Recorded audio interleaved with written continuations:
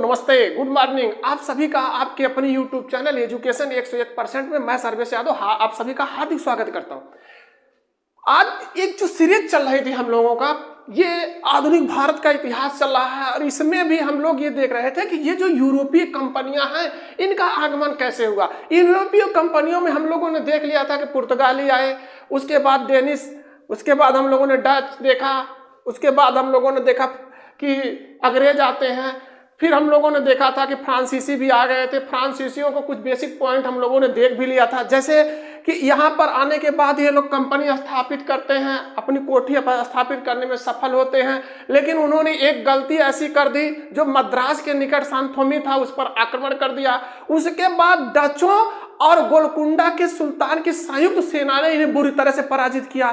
पराजित करने के बाद इनकी शक्ति जो थी, सारी शक्तियां समाप्त हो गई और इनके जो स्थापित साम्राज्य थे, जहां जहां कोठियां स्थापित किए थे या व्यापारिक स्थल बना रखे थे, वो लगभग समाप्त हो गए।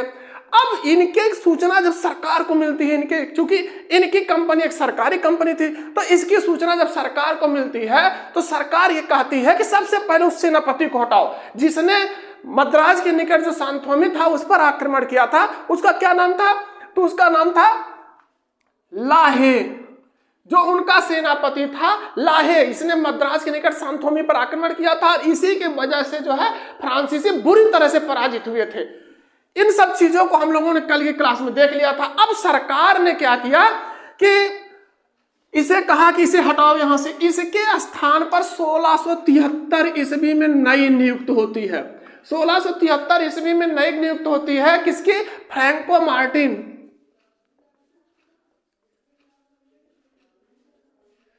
फ्रैंको मार्टिन की नई नियुक्त होती है 1673 ईस्वी में, और इसके साथ एक आदमी और आता है, बेलांग द लिस्पिने। ये दोनों आदमी आते हैं भारत की धरती पर, और इस फ्रैंको मार्टिन को फ्रांसीसियों का वास्तविक संस्थापक कहा जाता है।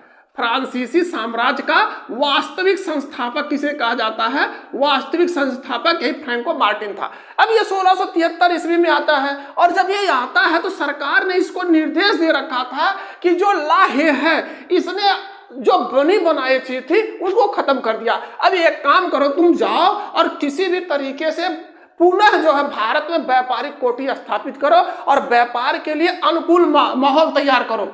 ये आता है, जब ये भारत आता है तो इसने देखा कि जो कुछ भी था सब खत्म हो चुका था, अर्थात अब हमें शुरू करना है बिल्कुल जीरो से, और इसने जीरो से शुरू करने की ठानी भी। और ठाना इसने सबसे पहले ये सोचना शुरू कर दिया कि अभी तो हम गोलकुंडा से कुछ सहायता की याचना किए थे पीछे जब आए थे, लेकिन अब हम लोगों ने उसके साथ दुर्व्यवहार किया। अब गोलकुंडा के पास अगर हम लोग जाएंगे तो हमारी बात सुनेंगे नहीं।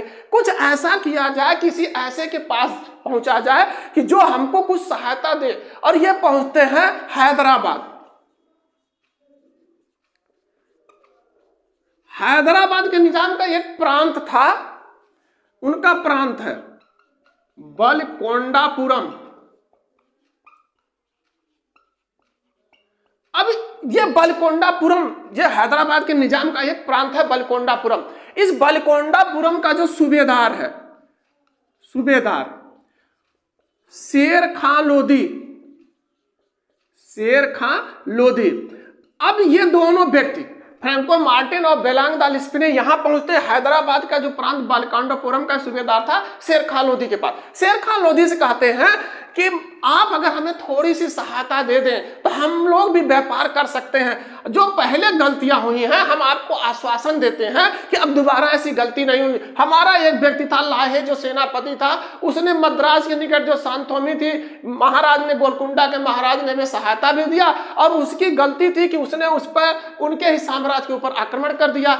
इस तरीके की जो गलतियां थी हम दोबारा नहीं करेंगे, बल्कि हमने क्या किया कि उस गलती के सजा के रूप में, किसने गलती किया इसके सजा को हमने क्या किया कि इसको हटा दिया सेनापति के पद से। अब हम आपको पूरी तरह से आश्वस्त करते हैं, आपको हम विश्वास दिलाते हैं कि ऐसा कुछ भी नहीं होगा, कि अगर आप हमारी सहायता करते हैं तो हम जो है आपके साथ कोई भी ऐसी दुखद घटना घटित करेंगे, जैसा कि इसने लाहे ने किया था। अब शेर खां लोधी इनकी बातों में आ जाता है और इनसे कहता कि ठीक है कोई बात नहीं, जाइए हम आपको एक गांव देते हैं।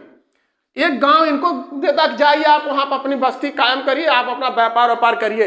तो ये शेर खान लोधी द्वारा प्राप्त एक गांव इनको होता है। किसको? फ्रैंको मार्टिन को। फ्रैंको मार्टिन ने क्या किया कि 1674 ईस्वी में जो एक गांव प्राप्त हुआ था इनको, 1674 ईस्वी के आसपास इसने पांडिचेरी के रूप में इसको विकसित कर दिया और ये फ्रांसीसियों की एक प्रमुख बस्ती के रूप में जो है स्थापित होता। 1674 ईस्वी में इसने पांडिचेरी के रूप में इसको विकसित किया और विकसित किया तो साथ में इसका इतना विकास किया साथ में इन लोगों ने फ्रैंको मार्टिन पांडिचेरी की स्थापना करता है और इसे फ्रांसीसियों का जो है मुख्यालय बनाता है। अर्थात जितने भी कार्य होंगे, जो भी शासन सत्ता चलेगी, व्यापारिक प्रमुखता की बातें जहां से होंगी, किस स्थान से होगी? पांडिचेरी से होंगी। और पांडिचेरी यद्यपि भारत आजाद हो गया 1947 ईस्वी में, लेकिन ये पांडिचेरी काफी समय तक इन फ्रांसीसियों के अधीनस्थ रहा। 1 नवंबर 1954 ईस्वी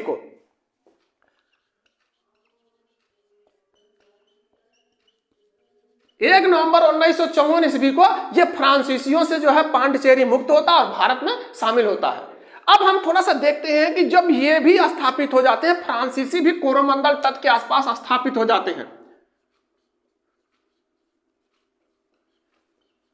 अब यहां पर कोरोमंडल तट के आसपास फ्रांसीसी भी स्थापित हो चुके हैं व्यापार के लिहाज से, क्यों? पांडिचेरी की इन्होंने स्थापना कर दी। अब पांडिचेरी तो पूरी तरह से इन लोगों ने विकसित भी कर दिया। अब हम देखते हैं कि जो इसके आसपास थे उनकी स्थिति कैसी थी। अब कोरोमंडल तट था, यहां पर डच पहले से अवस्थित थे। डच कहां पर अवस्थित थे? डच पुलिकट में थे। पुलिकट में डचों का एक किला था। आपको याद होगा जब पिछली क्लास में हम लोगों ने अध्ययन किया तो डचों का एक प्रमुख किला यहां पर अवस्थित था। कौन सा किला था? गोल्ड्रिया। ये तो हो गया डचों का किला। हम देखते हैं कि मद्रास वाले एरिया में अंग्रेज भी स्थापित थे। मद्रास में अंग्रेजों का एक किला था, वो आपको याद होगा क्या नाम था? उस किले का नाम था फोर्ट सेंट जॉर्ज। ये अंग्रेजों का किला था। अब इन्होंने देखा, फ्रांसीसियों ने देखा कि डच पहले से स्थापित हैं पुलिकट में और किला उनका गोल्ड्रिया है, और मद्रास में अंग्रेज भी स्थापित हैं। इनके जो प्रमुख प्रतिद्वंदी थे, अभी हाल ही में इनका जो है डचों का और इन फ्रांसीसियों का जो है झड़प भी हुई थी, जिसमें फ्रांसीसी बुरी तरह से पराजित हुए और उनका संपूर्ण साम्राज्य जो है इनके हाथों से चला गया। इन्हीं डचों की सहायतार्थ जो है शासक ने पराजित किया था, डच भी उसमें शामिल थे। तो इन लोगों ने देखा कि अब पुलिकट में डच स्थापित हैं, इन्होंने किला बना लिया। मद्रास में अंग्रेज स्थापित हैं, इन लोगों ने भी किला बना लिया। और इन्हीं से व्यापारिक प्रतिद्वंदिता इन लोगों की, फ्रांसीसियों की व्यापारिक प्रतिद्वंदिता किससे थी? व्यापारी प्रतिद्वंदिता जितने भी यूरोपीय कंपनी थे उनसे थे। तो यहां पर जब ये लोग स्थापित होते तो इन लोगों ने देखा कि अगर हमें भी व्यापार करना है या हमको भी यहाँ पर स्थापित होना है, स्थापित होने के साथ साथ व्यापार का विकास करना, तो हमारा भी एक किला होना चाहिए। तो इन लोगों ने इन योजनाओं के साथ पांडिचेरी, आजकल पुंदचेरी इसको कहते हैं, पांडिचेरी में इन्होंने एक किला बनाया। उस किले का नाम क्या रखा? Fort Louis. इनके सम्राट का नाम था लुई 14वां, जिसके शासन सत्ता में कंपनी का गठन हुआ था। उसी के सम्मान में इन लोगों ने जो किला स्थापित किया उसका नाम रखा फोर्ट लुई। इन लोगों ने अब सोचा कि ये दक्षिण भारत में हमारी भी कोठी स्थापित हो गई या हमारा भी व्यापारिक केंद्र स्थापित हो गया, अब ये काम किया जाए, हमें भी बंगाल में अपनी व्यापारिक कोठी स्थापित करनी चाहिए। क्यों? क्योंकि उस समय व्यापार का एक प्रमुख केंद्र बंगाल था। यहाँ पर व्यापार करना एक अच्छा माना जाता था, यहाँ मुनाफा भी अच्छा था और आपके व्यापारिक जो है प्रतिस्पर्धा भी वहां पर अधिक थी। जितने भी व्यापारी आए थे सभी लोग बंगाल में या दक्षिण भारत या हम कहते तो सूरत में स्थापित होने की कोशिश करते थे। जरूर वहां पर ये लोग अपनी कोठियां स्थापित करने का प्रयास करते थे। तो इन लोगों ने भी सोचा कि क्यों नहीं हम लोग भी बंगाल में एक फैक्ट्री अपनी स्थापित करें, एक अपनी कोठी स्थापित करें। इन्हीं सभी विचारों के साथ इन लोगों ने योजना बनाई कि हमको भी बंगाल चलना चाहिए। और उस समय बंगाल का सूबेदार था, सूबेदार शाइस्ता खां। शाइस्ता खां के पास ये लोग पहुंचते हैं, कहते हैं महाराज हम लोग इतना सुधर गए हैं, हम लोग इतना अच्छा करने की कोशिश करते हैं कि अगर हमने जिसके साथ भी कोई भी बात कर ली, अगर हमने उससे कह दिया कि हम आपको कोई भी नुकसान नहीं पहुंचाएंगे, तो कुछ भी हो जाए हम उसका नुकसान नहीं पहुंचाएंगे। जो भी हमारा पहले का सेनापति था, हमने उसको दंड दे दिया, उसको पद से मुक्त कर दिया, केवल उसकी एक गलती की वजह से हमने उसको नौकरी से ही निकाल दिया। अगर हमें आप थोड़ी सी सहायता दे देंगे तो हमारा व्यापार यहां भी चलना शुरू हो जाएगा। तो शाइस्ता खां से ये लोग कहते हैं, देखिए महाराज, हम लोग दक्षिण भारत में जो है एक कोठी स्थापित करने में सफल हुए, लेकिन अभी हम लोगों ने वहां कुछ ऐसा भी नहीं किया कि जिससे सम्राट को, जिसने हमें जो सहायता दी, उसको कोई नुकसान हो। शाइस्ता खां इनकी बातों से प्रभावित होता है और इन्हें 1690-92 ईस्वी में एक स्थान देता है, चंद्रनगर। और चंद्रनगर को ये लोग पहुंचते हैं, कौन? फ्रांसीसी। अपनी प्रमुख बस्ती के रूप में इसको विकसित करते हैं और एक कोठी स्थापित करने में सफल होते हैं। एक कोठी भी स्थापित करते हैं, कहां? बंगाल के चंद्रनगर में। अब हम लोगों ने देखा कि जो ये प्रमुख लोग थे, जैसे फ्रांसीसी थे या डच थे, अंग्रेज थे, जहां जहां पर इन लोगों ने कोठी स्थापित की, व्यापारिक कोठी स्थापित की थी, फ्रांसीसी और डच और अंग्रेज, इन तीनों की कोठियां स्थापित हो गई एक ही स्थान पर। जैसे सूरत में अगर अंग्रेजों ने स्थापित की तो वहां भी फ्रांसीसी पहुंच गए, अगर बंगाल में डचों ने स्थापित की, अंग्रेजों ने स्थापित की, तो वहां भी फ्रांसीसी पहुंच गए। अब प्रतिस्पर्धा अपने चरम पर पहुंच गई। इतना इनमें मनमुटाव होना शुरू हो गया, इनकी तकरारें बढ़ना शुरू हो गई कि अब इनमें युद्ध की नौबत आ गई। आपस में मनमुटाव होते होते लड़ाई की नौबत आ गई। सबसे पहले क्या किया कि इनका मुकाबला, जो फ्रांसीसी बंगाल में भी स्थापित हो गए, दक्षिण भारत में भी स्थापित हो गए, तो इनका सबसे पहला मुकाबला होता है डचों से। डचों ने क्या कहा कि अभी नए नए आए हो और इतनी अकड़ है, व्यापार करना तो ढंग से करिए, और अगर मेरी बात नहीं मानोगे तो हम तुम्हें युद्ध के मैदान में खदेड़ देंगे। पहले से इन लोगों ने पराजित किया था, इनका मनोबल ऊंचा था। तो डचों ने क्या किया, जब फ्रांसीसी इनकी बात को मानने से इनकार करते हैं कि नहीं हम भी व्यापार करेंगे और हम अपने शर्तों पर व्यापार करेंगे, डचों ने इनका जो प्रमुख केंद्र था, अर्थात इनका मुख्यालय था पांडिचेरी, पांडिचेरी पर 1693 ईस्वी में आक्रमण कर दिया। 1693 ईस्वी में पांडिचेरी पर आक्रमण कर दिया। क्यों कर दिया पांडिचेरी पर आक्रमण? क्योंकि इनका मुख्यालय यही था, फ्रांसीसियों का मुख्यालय पांडिचेरी था। तो 1693 ईस्वी में पांडिचेरी पर आक्रमण कर दिया और पांडिचेरी को अपने कब्जे में ले लिया, अर्थात जीत भी गए। अब फ्रांसीसी पांडिचेरी से बाहर हो गए। अब फ्रांसीसियों ने क्या किया कि 1697 ईस्वी में 1697 ईस्वी में फ्रांसीसियों और डचों के मध्य एक संधि होती है, रिजविक की संधि। अब रिजविक की संधि हो गई। किसकी संधि हुई? रिजविक की संधि हो गई। और इस रिजविक की संधि के दौरान डचों और फ्रांसीसियों के बीच समझौता हो गया। समझौते के बाद इन्होंने क्या कहा कि ले जाइए, कोई बात नहीं भाई, अब हमारी संधि हो गई, आप पांडिचेरी हम आपको वापस कर देते। इस तरीके से 1697 ईस्वी में रिजविक की संधि के द्वारा पांडिचेरी पुनः फ्रांसीसियों को प्राप्त हो गई। कई बार पेपर में पूछा है कि किस संधि के द्वारा जो इनका स्थापित केंद्र था, फ्रांसीसियों का स्थापित केंद्र था, अर्थात इसकी स्थापना किसने की? इसकी स्थापना फ्रांसीसियों ने की। तो इनके द्वारा स्थापित जो प्रांत था उसे किस संधि के द्वारा पुनः इन्हें वापस मिला? तो वो रिजविक की संधि थी, जो डचों और फ्रांसीसियों के बीच समझौता हुआ रिजविक की संधि के नाम से, उसके द्वारा पांडिचेरी इनको वापस मिल गई। अब फ्रांसीसियों और डचों के बीच समझौता हो गया, संधि हो गई। फ्रांसीसी और डच तो मान लीजिए समझौता कर लिए, फ्रांसीसी प्लस डच जो है आपस में समझौता के लिए संधि कर लिए। अब इनके बीच विवाद कम हो गया, लेकिन अब फ्रांसीसियों की चुनौती आगे बढ़ गई। किसके द्वारा? अंग्रेजों के द्वारा। अंग्रेज इनसे कैसा झगड़ा था? इनका जो यूरोप में देश का झगड़ा चल रहा था, इनके देश का जो झगड़ा यूरोप में आपस में भी चल रहा था। जैसे फ्रांस और ब्रिटेन का जो है विवाद यूरोप में चल रहा था, अर्थात दोनों देश आपस में लड़ाइयां कर रहे थे, तो उसकी आंच जो है भारत में आना लाजमी था, क्योंकि उन्हीं के प्रतिनिधित्व भारत में भी स्थापित थे व्यापार करने के उद्देश्य से। तो इन लोगों के बीच, फ्रांसीसियों और अंग्रेजों के बीच कुल 3 युद्ध हुए। अंग्रेजों के बीच कुल 3 युद्ध हुए, जिसे हम कर्नाटक युद्ध के नाम से जानते हैं। कर्नाटक युद्ध के नाम से उसे कहा जाता है। ये कर्नाटक का युद्ध जो हुआ, इसके कई कारण बने।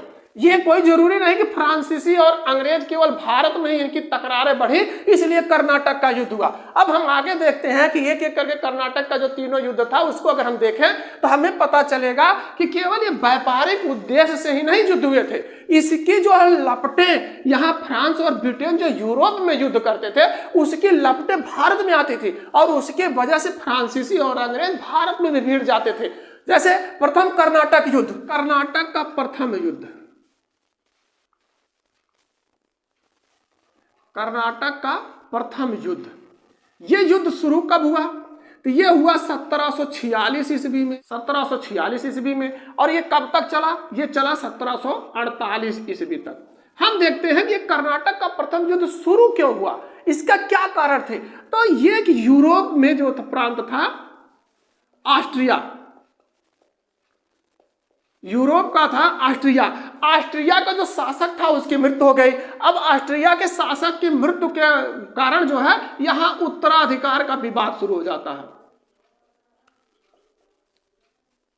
अब यूरोप का जो एक देश था ऑस्ट्रिया, यहां पर उत्तराधिकार का विवाद शुरू हो जाता और इस उत्तराधिकार के विवाद में फ्रांस और ब्रिटेन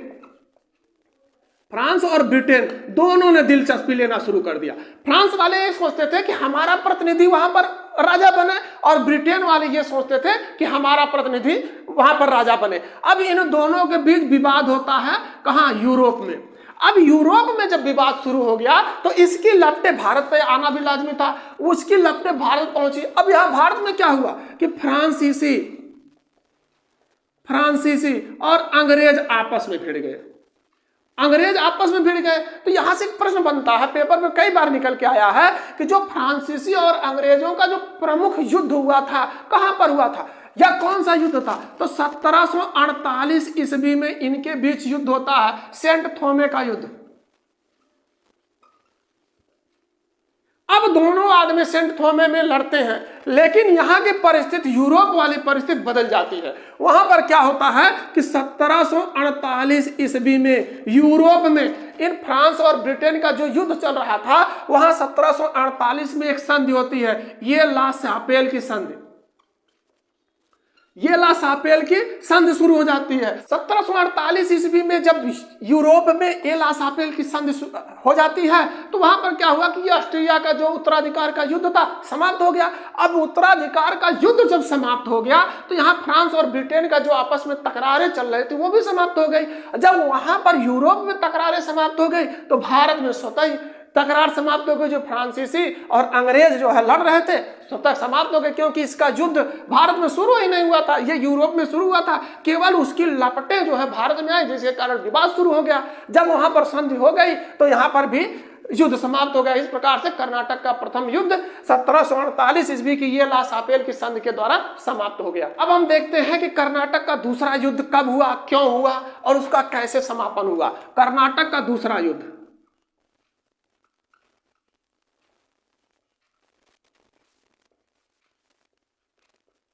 यह शुरू होता है 1749 ईस्वी में।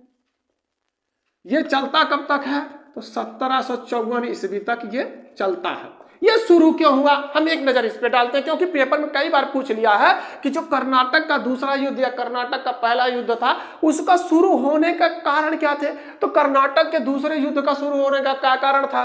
जैसे एक प्रांत था कर्नाटक और एक था हैदराबाद। इन दोनों प्रांतों में क्या हुआ कि यहाँ के महाराजा की मृत्यु हो जाती है और यहां पर उत्तराधिकार का विवाद शुरू हो जाता है। फिर वही बात आ गई, अब उत्तराधिकार का विवाद शुरू हो गया। अब कर्नाटक और हैदराबाद में ये फ्रांसीसी ये चाहते थे कि हमारा प्रतिनिधि हो, और ब्रिटेन अर्थात अंग्रेज ये चाहते थे कि यहां पर हमारा प्रतिनिधि राजा बने। अब यहां पर दोनों के बीच तकरार शुरू हो जाती है और इनका जो प्रमुख युद्ध लड़ा जाता है 1749 ईस्वी में। इस कर्नाटक और हैदराबाद के उत्तराधिकार को लेकर जो इनकी लड़ाई बनती है 1749 ईस्वी में, इसको कहते हैं अंबूर का युद्ध। इसी मैदान में दोनों फ्रांसीसियों और अंग्रेजों की लड़ाई हुई थी। कर्नाटक का द्वितीय युद्ध 1749 ईस्वी अंबूर के मैदान में लड़ा गया। लेकिन यहां पर क्या हुआ कि कुछ ही समय के बाद 1755 ईस्वी में इनके बीच संधि होती है। संधि कौन सी होती है? पांडिचेरी की संधि। पांडिचेरी की संधि हो गई और पांडिचेरी की संधि के द्वारा जो है कर्नाटक का द्वितीय युद्ध समाप्त होता है। क्योंकि ये भारत में शुरू हुआ था, इसलिए जब भारत में पांडिचेरी की संधि हो गई, जब पांडिचेरी की संधि हो गई तो ये युद्ध स्वतः ही समाप्त हो गया। भारत में शुरू हुआ, भारत में संधि के बाद भारत में ही खत्म हो गया। अब हम देखते हैं कि जो कर्नाटक का तृतीय युद्ध हुआ था वो कब हुआ था और क्यों हुआ था। कर्नाटक का तीसरा युद्ध,